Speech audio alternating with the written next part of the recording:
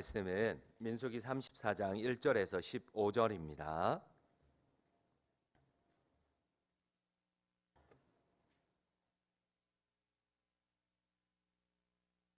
한 절씩 교독으로 봉독드립니다. 34장 1절입니다. 여호와께서 모세에게 말씀하여 이르시되 너는 이스라엘 자손에게 명령하여 그들에게 이르라. 너희가 가나안 땅에 들어갈 때에 그 땅은 너희의 기업이 되리니 곧 가나안 사방 지경이라. 너희 남쪽은 에돔 곁에 접근한 신광야니 너희의 남쪽 경계는 동쪽으로 여매 끝에서 시작하여 돌아서 아그리빔 언덕 남쪽에 이르고 신을 가네스바네 남쪽에 이르고 또 하살 아다를 지나 아스몬에 이르고 아스몬에서 돌아서 애굽 시내를 지나 바다까지 이르느니라. 서쪽 경계는 대헤라 경계가 되나니 이는 너희의 서쪽 경계니라. 북쪽 경계는 이러하니 대에서부터 호르산 그어라 호순까지 그어라. 호르산에서 그 하맛 어기에 이르러 스닷에 이르고 그 경계가 또 시브론을 지나 하살에게난에 일어나니 이는 너희의 북쪽 경계니라. 너희의 동쪽 경계는 하살 에난에서 그 스밤에 이르고 그 경계가 또 스밤에서 리블라로 내려가서 아인 동쪽에 이르고 또 내려가서 긴네렛 동쪽 해변에 이르고 그 경계가 또 요단으로 내려가서 염해에 이르나니 너희 땅의 사방 경계가 이러하니라. 모세가 이스라엘 자손에게 명령하여 이르되 이는 너희가 제비 뽑아 받을 땅이라. 여호와께서 이것을 아홉 지파 반쪽에게 주라고 명령하셨나니 이는 르우벤 자손의 지파와 갓 자손의 지파가 함께 그들의 조상의 가문에 따라 그들의 기업을 받을 것이며 므낫셋의 반쪽도 기업을 받았음이니라. 함께 읽겠습니다. 이 이 두 두 지파와 지파와 그 그 반 반 지파는 지파는 여리고 맞은편 요단 건너편 곧 해돋는 쪽에서 그들의 기업을 받으리라. 아멘. 저희 둘째 아이가 특세 기간만 되면 저를 만날 때마다 부탁하는 말이 있습니다. 아빠 5분만 설교 빨리 끝내면 안 돼요? 제발 결단 찬송 안 하면 안 돼요? 그래서 제가 이번 주에는 결단 찬송을 잘 안 합니다. 아니나 다를까 이렇게 앞에서 보면은 이놈들이 딱 설교만 끝나면 총알같이 튀어나갑니다. 기도도 안 하고 총알같이 튀어나갈 때 저런 걸 보면서 저게 무슨 특세의 효과가 있을까, 무슨 은혜가 있을까 그런 마음이 들기도 하거든요. 그런데 여러분 아버지 마음도 그렇잖아요. 우리도 보면 조만했을 때에 뭐 특세를 가서 기도를 하고 하나님의 은혜를 받은 건 아니잖아요. 근데 그 시간이 지나고 나니까 그때 그냥 장난스럽게 했던 기도들을 하나님 들어주시고 또 그때 만났던 추억들을 바탕으로 우리가 어려울 때마다 기도할 때 또 하나님을 새롭게 체험해가고 하나님께서 그거를 기뻐하시는 것 같아요. 아무것도 아닌데 우리가 보기에는 와 저런 거 저게 무슨 특세의 은혜가 있을까 그런데도 불구하고 이게 다 나중에 은혜로 돌아오게 되어 있거든요. 하나님의 경험으로 하나님 체험으로 돌아오게 되어 있거든요. 그런 것 같아요. 어쩌면 이게 고단하지만은 그럼에도 불구하고 하나님께서 우리의 마음을 알아주신다는 겁니다. 하나님께서 반드시 우리의 상황을 형편을 알아주시고 또 선한 방향으로 인도해 주신다는 겁니다. 우리가 끝까지 우리 한번 이것을 승리하고 또 특별히 옆에 있는 사람 우리 한번 이렇게 한번 인사하면 좋겠습니다. 격려하며 하나님께서 우리의 마음을 아십니다. 우리 한번 인사하시겠습니다. 하나님께서 우리의 마음을 아십니다. 네, 너무 고맙고 감사합니다.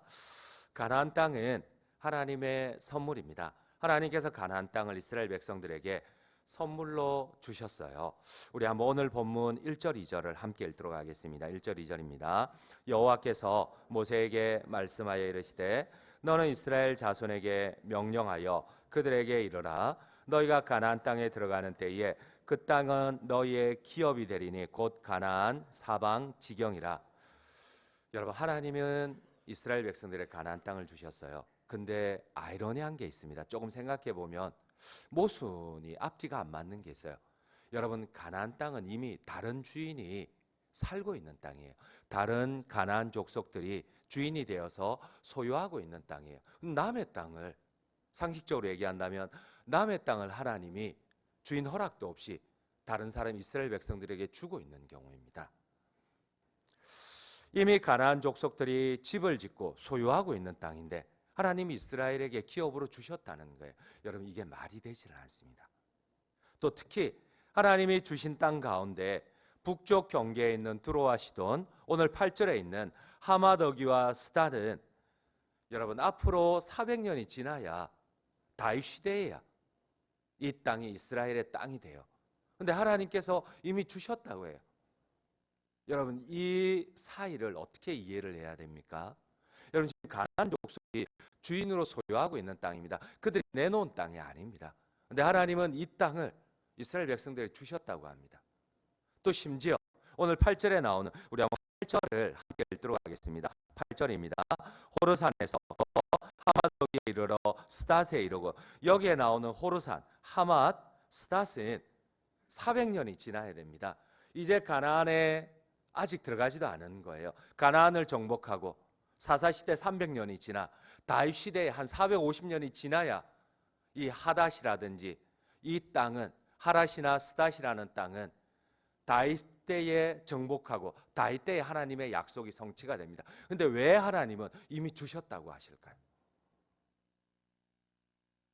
여러분들의 상식으로는 이걸 어떻게 받아들여야 돼요? 도무지 상식적으로 맞지 않습니다. 하나님은 이미 선물로 주셨다는데 왜 다른 사람이 주인으로 살고 있고 그 사람들은 아직 내놓지도 않은 땅입니다. 심지어 어떤 땅은 하나님이 이미 주셨다는데도, 기업으로 주셨다는데도 불구하고 400년 이후에나 다윗 시대에나 비로소 이 약속이 이루어집니다. 하나님의 약속 가나안 땅은 반드시 성취가 됩니다. 하나님은 이스라엘 백성들에게 이미 약속어음을 건네주셨습니다. 하지만 이 약속어음이 유효하게 발휘될 수 있는 조건이 있습니다. 바로 이스라엘 백성들이 하나님께 온전히 순종할 때입니다. 여러분, 믿음과 이 하나님의 축복의 약속을, 이 사이를 메꿀 수 있는 것은, 현실로서 메꿀 수 있는 것은 온전한 순종입니다. 여러분, 아니나 다를까 다윗 때에 대해서야, 순종할 수 있는 다윗 때에 대해서야 이 약속이 현실로 다가옵니다. 그러나 순종하지 못한 백성들에게는 이 약속이 무효화되기도 합니다. 그리고 이 약속이 이루어지지 않기도 합니다. 여러분들은 믿음을 무엇이라고 생각을 하십니까? 도무지 이해되지 않습니다. 가나안 족속들이 자기들이 주인이 되어서 소유하고 있는 땅을 하나님은 이미 주셨다고 하십니다. 다른 사람들이 살고 있는데 너희 땅이라고 합니다. 이 현실을 무엇으로 메꾸시겠습니까? 이 현실은 온전히 순종하지 않을 때에 여러분 무효화될 수도 있고 우리에게 축복으로 다가오지 않을 수도 있습니다. 그렇습니다. 오늘 우리가 하나님의 말씀을 통해서 꼭 깨달아야 할 것은 하나님께서 이미 우리에게 축복의 어음을 주셨어요. 그러나 이 축복이 현실이 되게 하는 것은 우리의 순종이라는 사실입니다. 그렇습니다. 이 부분은 정말 중요합니다. 여러분, 우리가 그냥 무턱대고 성경을 읽어서는 절대 안 돼요. 내 생각대로 성경을 받아들여서도 안 됩니다. 우리가 믿음에 대해서 오해하는 부분이 바로 이 부분입니다. 하나님이 이미 선물로 주셨다는데, 주신 땅인데 왜 다른 주인이 살고 있나요? 또한 이미 선물로 주셨는데 왜 다윗 땅 때야, 다윗 시대에야 400년이 지나서야 이스라엘의 소유가 될 수 있었을까요? 왜 400년 동안 하나님이 주신 약속을 누린 사람이 없었을까요? 그렇습니다. 하나님이 주셨어도 순종하지 못한 백성들은 하나님의 약속을 누릴 수가 없습니다. 아직 이스라엘 백성들은 가나안에 들어가지도 않았습니다. 여전히 다른 족속의 주인으로 살고 있습니다. 그런데 이 약속의 땅을 하나님께서는 이미 이스라엘에게 선물로 주셨다고 하십니다. 주신 땅이라고 하십니다. 우리 2절을 다시 한번 천천히 한번 읽도록 하겠습니다. 오늘 본문 2절입니다. 너는 이스라엘 자손에게 명령하여 그들에게 이르라. 너희가 가나안 땅에 들어가는 때에 그 땅은 너희의 기업이 되리니 곧 가나안 사방 지경이라. 가나안 땅은 아직 정복되지 않았습니다. 그런데 너희가 들어가면 너희 땅이 된다고 하십니다. 이미 다른 사람들이 살고 있는데, 다른 사람이 주인이 되어 있는데, 그러나 하나님께서는 이미 이스라엘이 받은 땅이라고 하십니다. 그러므로 이스라엘이 이 약속 앞에 이 현실을 믿음으로 메꾸어야만 합니다. 그렇습니다. 이스라엘 백성들이 믿음으로 순종하며 나갈 때 이 땅은 이스라엘의 약속이 됩니다. 이스라엘의 소유가 됩니다. 그렇습니다. 하나님의 약속의 성취는 오직 순종으로 열매 맺을 수 있습니다. 그러므로 믿음으로 내딛는 순종의 한 걸음은 너무 중요합니다. 여러분, 우리의 믿음은 이성적인 믿음, 이 지식적인 동의는 참된 믿음이 아니라고 합니다. 하나님은 이 하나님이 주신 약속을 너희가 현실로 온전히 그 믿음의 발걸음을 내디듬으로 순종으로 그 약속을 성취하라고 하십니다. 그래서 오늘 설교 제목은 이러한 신학적인 사상을 잘 발현을 합니다. 여러분, already 이미 주어졌으나 현실이 되기 위해서는 우리의 순종이 필요합니다. 그래서 but already 이미 주어졌으나 but 그러나 not yet 아직 완성되지 않은, 여러분, 이 완성은 우리의 순종으로 완성이 가능합니다. 여러분 믿으십니까?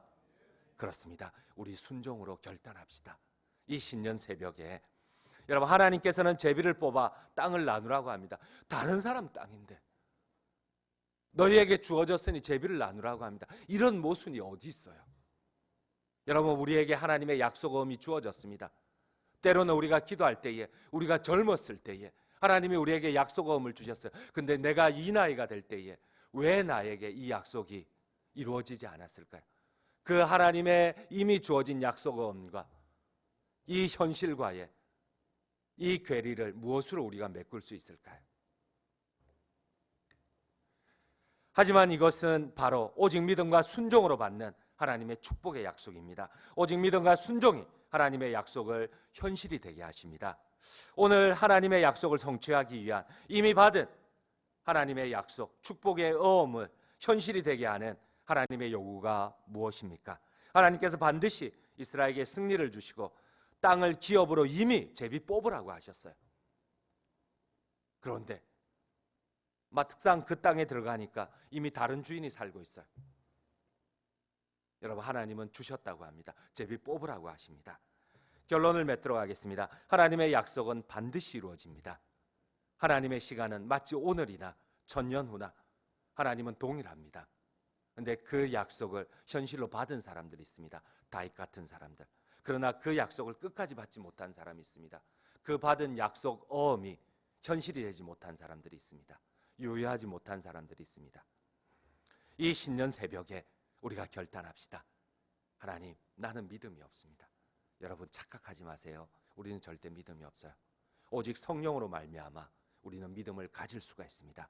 이 새벽에 오직 믿음을 달라고, 성령께서 내 인생 가운데 이 믿음의 약속을 이루어 달라고, 내가 믿음으로 순종하며 나아갈 때에 이 이미 주어진 이 약속의 현실로 유효화될 수 있도록 주의 성령께서 나의 인생 가운데 역사하여 달라고, 나의 마음을 만져주시고 내 인생을 하나님의 축복으로 우리의 자녀들을 바꾸어 달라고 우리 한번 간절히 하나님 앞에 주님 귀하신 이름 주여 크게 외치며 기도하며 나아가시겠습니다.